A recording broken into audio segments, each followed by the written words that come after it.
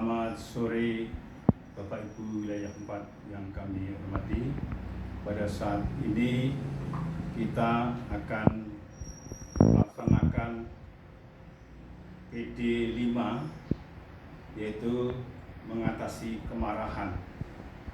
Dan untuk itu marilah kita untuk mengawali, kita menyanyikan Kidung Jemaat terlebih dahulu, yaitu Kidung Jemaat 415. Kita nyanyikan bait 1 sampai dengan 2, yaitu Gembala baik berseruling nan merdu.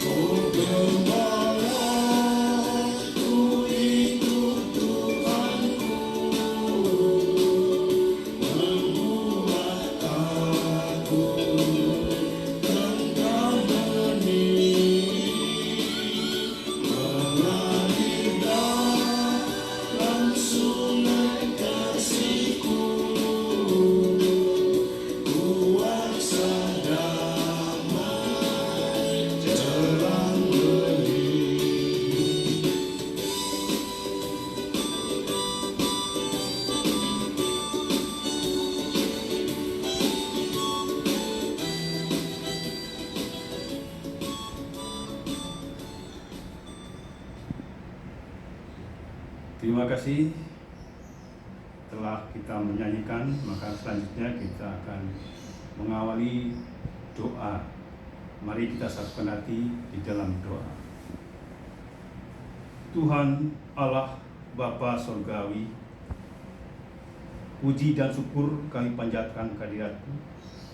Pada kesempatan ini kami ingin mengucapkan syukur atas seluruh berkat dan penyertaan Tuhan yang telah Engkau berikan, sehingga kami dapat menjalani hari yang penuh sukacita. Pada kesempatan ini kami melaksanakan PD kelima dan akan memberikan firman-Firman-Mu. Kiranya Tuhan tuntun kami agar kami boleh menyampaikan seturut dengan kehendak-Mu saja. Hanya di dalam nama Tuhan Yesus Kristus kami mengucap syukur. Haleluya. Amin. Terima kasih Bapak Ibu. Saat ini kami akan membacakan Injil dari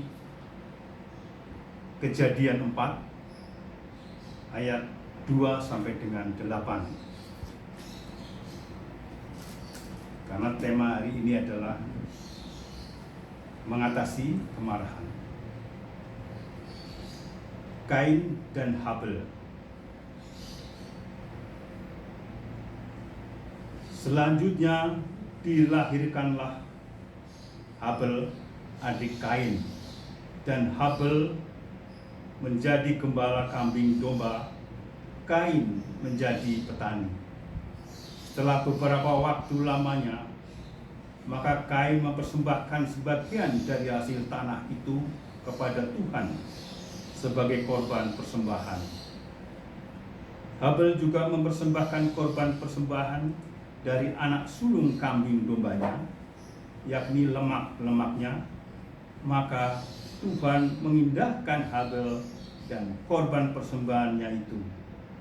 Tetapi Kain dan korban persembahannya tidak diindahkannya. Lalu hati Kain menjadi sangat panas dan mukanya muram. Firman Tuhan kepada Kain, "Mengapa hatimu panas dan mukamu muram? Apakah mukamu tidak akan berseri jika engkau berbuat baik? Tetapi jika engkau tidak berbuat baik, dosa sudah mengintip di depan pintu. Ia sangat menggoda engkau, tetapi engkau harus berkuasa atasnya." Kata Kain kepada Habel adiknya, "Marilah kita pergi ke padang." Ketika mereka ada di padang, tiba-tiba Kain memukul Habel, adiknya itu, lalu membunuh dia. Demikianlah bacaan pada sore hari ini tentang Kain dan Habel. Untuk selanjutnya, marilah kita bacaan ini kita cermati. Dan saya sendiri, Bapak Ibu telah memiliki buku ini, buku PD 5. Kita Bapak Ibu bisa baca di masing-masing. Dan saya akan menambahkan bacaan dari saya, rangkuman, yaitu mengenai mengatasi kemarahan. Banyak orang menanyakan, yaitu apakah kita tidak boleh marah? Tentunya kita boleh marah, asal kita marah pada hal-hal yang baik. Marah-marah yang tidak baik kita pasti akan damai. Nah, di sini kita akan melihat bahwa Tuhan Yesus sendiri pernah marah, yaitu terhadap Petrus waktu Tuhan Yesus menyampaikan berita bahwa kematiannya beliau sudah dekat, dan Petrus menyangkalnya bahwa hal itu tidak akan terjadi. Nah, maka Tuhan Yesus marah sekali dan sampai mengatakan yang keras, yaitu, "Enyahlah iblis, sebab engkau bukan memikirkan apa yang dipikirkan Allah, melainkan apa yang dipikirkan manusia." Dan juga kemarahan Yesus ada juga waktu orang tua membawa anak-anaknya untuk minta diberkati Yesus, dan murid-muridnya menghalang-halanginya agar tidak mendekati Yesus. Namun Tuhan Yesus memarahinya dia, "Biarkan anak-anak itu datang kepadaku, jangan menghalang-halangi mereka, sebab orang-orang yang seperti itulah yang punya kerajaan Allah." Nah, banyak lagi Tuhan Yesus juga marah waktu ada peristiwa penyucian bait Allah yang semua diporak-porandakan oleh Tuhan Yesus. Nah, hari ini kita akan melihat atau mempelajari tentang ketokohan Kain dan Habel. Yaitu anak pertama mereka dari Adam adalah Kain,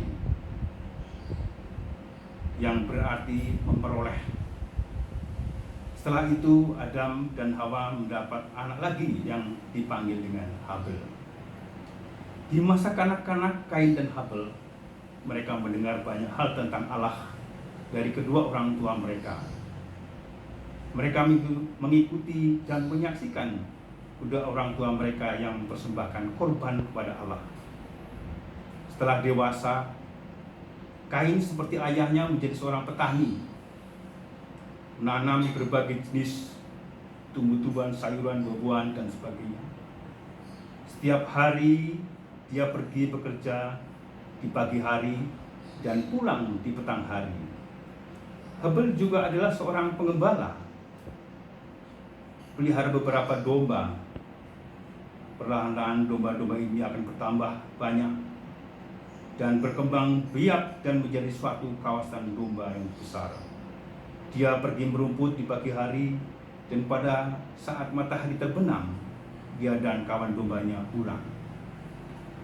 Suatu hari, di hari perayaan, atau mungkin itu adalah hari di mana Adam dan Hawa memberikan persembahan kepada Allah, dua bersaudara ini, Kain dan Habel, secara bersamaan memberikan persembahan kepada Tuhan. Kain menyediakan sebagian hasil tanah, dan Habel menyiapkan anak sulung domba yang kecil. Dia menyembelih dan mengambil lemaknya, kemudian mempersembahkan di altar. Mereka berharap Allah akan mengindahkan persembahan mereka. Tetapi Allah mengindahkan persembahan Habel, tetapi tidak mengindahkan persembahan Kain. Lalu Kain menjadi sangat marah dan emosi. Persembahan Habel diterima karena iman. Sebelum ia memberikan persembahan, ia sudah memberikan komitmen hidupnya dan kasih setianya untuk Tuhan. Ia sudah mempersembahkan seluruh keinginannya. Ia mempersembahkan yang terbaik dari ternaknya untuk Tuhan. Habel disebut mempersembahkan dengan iman, karena ia mau seluruh hidupnya menjadi instrumen yang indah yang dipakai untuk kemuliaan Tuhan. Habel ketika menjadi peternak sadar bahwa semua miliknya adalah anugerah Tuhan.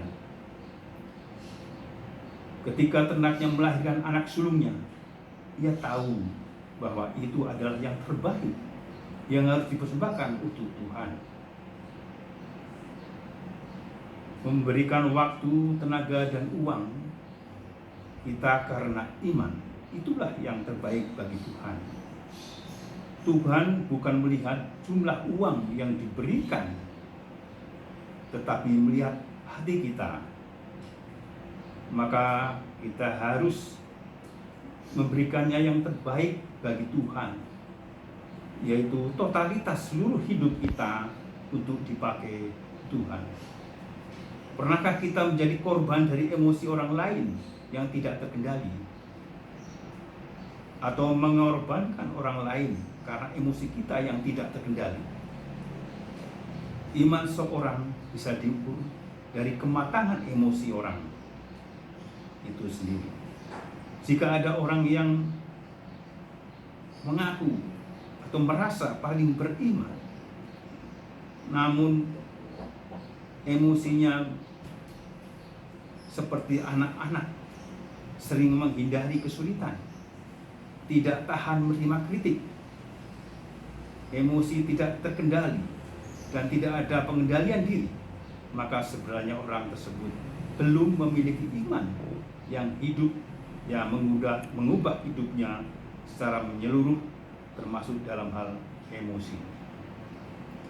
Karena dosa, pikiran dan emosi kita menjadi rusak. Dalam Kejadian 4 ayat 6, kita lihat setelah persembahan Kain ditolak oleh Tuhan, Tuhan bertanya kepada Kain, "Mengapa hatimu panas dan mukamu muram?" Ini menyatakan bahwa Tuhan sebenarnya Maha Tahu. Kain tidak bisa menyembunyikan suasana hatinya, karena Tuhan tahu kapan hati kita panas atau dingin. Muka seseorang mungkin bisa menipu kita, namun Tuhan tahu isi hatinya. Namun ada orang yang bermuka lembut, tapi hatinya licik. Seperti Yudas bisa terlihat seperti orang baik, namun ia menjual Yesus. Jika kita bergaul akrab dengan Tuhan, muka kita akan memancarkan cahaya kemuliaan Allah, atau auranya wajah kita akan terlihat lebih cerah. Tuhan mengetahui isi hati Kain dan bertanya kepadanya. Tuhan sudah menegur Kain, namun Kain tidak merespon dengan tepat. Di dalam beberapa kasus ada orang-orang yang seperti ini, yang merasa paling benar. Mereka harus membenarkan diri sendiri dan selalu menyalahkan situasi atau orang-orang di sekitarnya. Tidak ada kerendahan hati dalam diri mereka, sehingga tidak ada introspeksi diri. Orang yang rendah hati tidak cepat marah dan tidak menghakimi orang lain. Setiap kita yang hatinya sudah disucikan oleh Tuhan seharusnya memiliki hati yang mau menerima kekurangannya. Tuhan sudah secara langsung menegur Kain, namun ia tetap marah. Orang yang keras kepala akan kehilangan hati nuraninya. Mungkin ketika Habel dipukul oleh Kain, ia berteriak kepada Kain agar berhenti. Namun Kain tidak menghiraukan. Suara hati Habel tidak dapat menggugah hati nurani Kain yang sudah mati. Tuhan sudah tahu isi hati Kain yang sudah keras. Apa tindakan Tuhan melihat kemarahan Kain? Tuhan sudah bertanya, mengapa hatimu panas dan mukamu muram? Begitu baik kepada kita. Allah Roh Kudus begitu baik kepada kita. Sebelum kita jatuh ke dalam dosa, Roh Kudus bersuara dalam hati nurani kita. Namun suara Tuhan tidak ditanggapi. Peringatan yang kedua adalah melalui ajakan untuk berbuat baik seperti dalam ayat 7. Seharusnya Kain bertanya kepada Habel atau orang tuanya bagaimana agar persembahannya bisa diterima oleh Tuhan. Namun Kain memilih untuk membunuh adiknya. Tuhan bisa membaca niat Tuhan, sudah menyatakan bahwa ia berbuat baik, maka mukanya akan berseri. Jika kita rajin berbuat baik, maka muka kita akan berseri. Kita memiliki sifat kebaikan dari Tuhan. Berikutnya, Tuhan memberikan solusi dan konsekuensi dengan kata, jika engkau tidak berbuat baik, dosa sudah mengintip di depan pintu. Ia sangat menggoda engkau, tetapi engkau harus berkuasa atasnya. Dosa itu sudah dipagari Tuhan, tetapi masih dapat mempengaruhi kita ketika kita membuka hati terhadap dosa. Jadi Tuhan sudah mengajarkan tentang dosa kepada Kain. Tuhan juga sudah menyatakan bahwa Kain harus berkuasa atas dosa.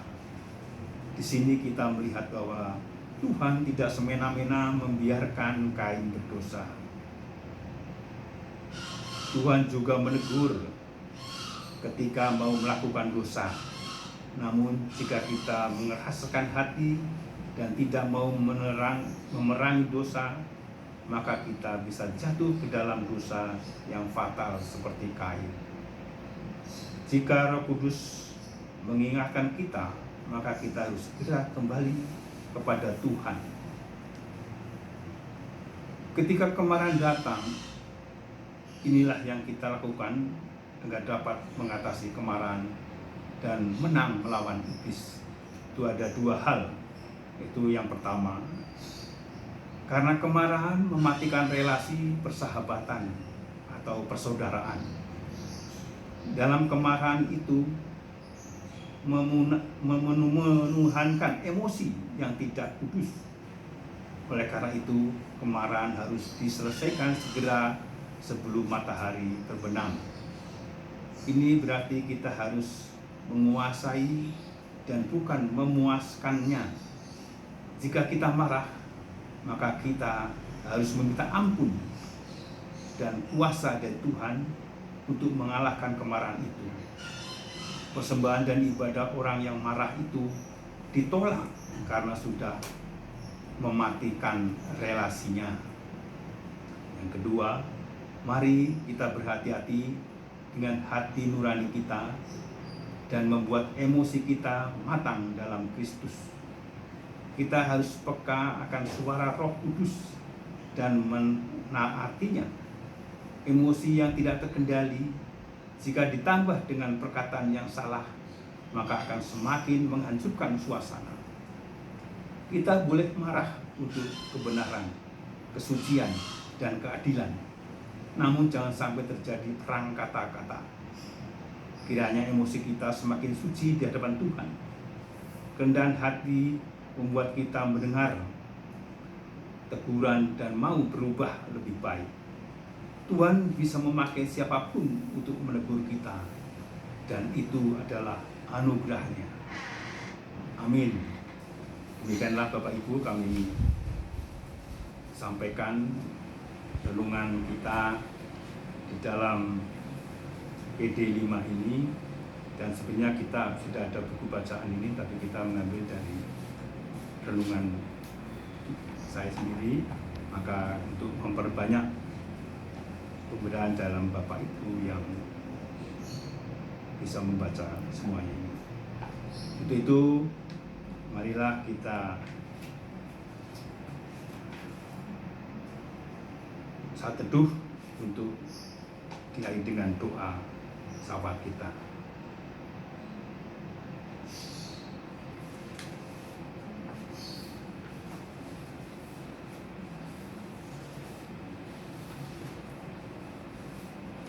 Mari kita mengakhiri dengan doa untuk saat ini. Marilah kita satukan hati dalam doa. Tuhan Allah Bapa Surgawi, terima kasih atas pernyataan yang telah diberikan sehingga kegiatan PD yang kami laksanakan hari ini boleh berjalan dengan baik dan lancar. Kami mohon kiranya Tuhan menolong kami agar kebenaran firman-Firman-Mu boleh menjadikan tuntunan dalam perilaku kehidupan kami sehari-hari. Kami juga berdoa bagi para pelayan Tuhan di wilayah 4 ini, kiranya dapat melayani Engkau dengan kesungguhan hati dan bukan karena paksaan. Kiranya Tuhan berkati. Tidak lupa juga Tuhan, kami berdoa bagi jemaat GKJ Mergangsan. Berkatilah keluarganya, pekerjaannya. Kiranya Engkau saja yang menyertai dalam setiap langkah kehidupannya. Kiranya Engkau juga memberkati bangsa dan negara ini. Engkau memberkati pemerintahannya, mulai dari yang tertinggi hingga yang terendah. Kiranya kuasa-Mu nyata di tengah-tengah pemimpin yang memimpin bangsa dan negara ini. Kiranya juga Engkau memberikan kedamaian dan keamanan kepada bangsa dan negara kami. Ya Bapa, sebenarnya kami masih banyak doa dan permohonan yang ingin kami panjatkan kepada-Mu. Kiranya doa yang masih jauh dari kurang sempurna ini kami meraskan hanya dalam nama Tuhan saja. Dalam nama Tuhan Yesus kami telah berdoa dan mengucap syukur. Amin. Untuk kita selanjutnya kita nyanyikan lagu penutup, yaitu nyanyian NKB 116, Siapa yang Berpegang. Kita nyanyikan dari bait 1 dan 2 saja.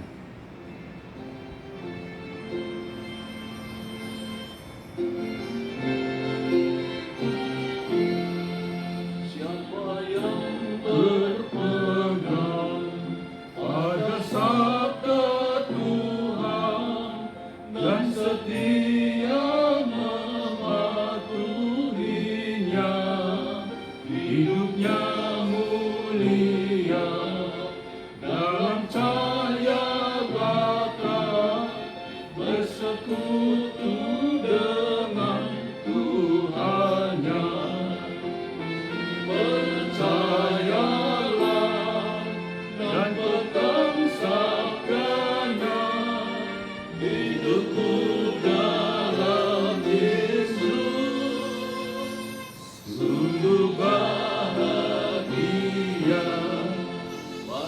yang gelap kan dihapus lenyap oleh sinar senyum wajahnya. Rasa takut dan siap kan menghilang cerah dari yang berpegang padanya. Percayalah dan pegang sabdanya, hidupmu dalam Yesus sungguh bahagia. Terima kasih Bapak Ibu. Monggo silakan yang berkomentar, kita persilakan dengan WA grup di sini. Terima kasih. Mencoba.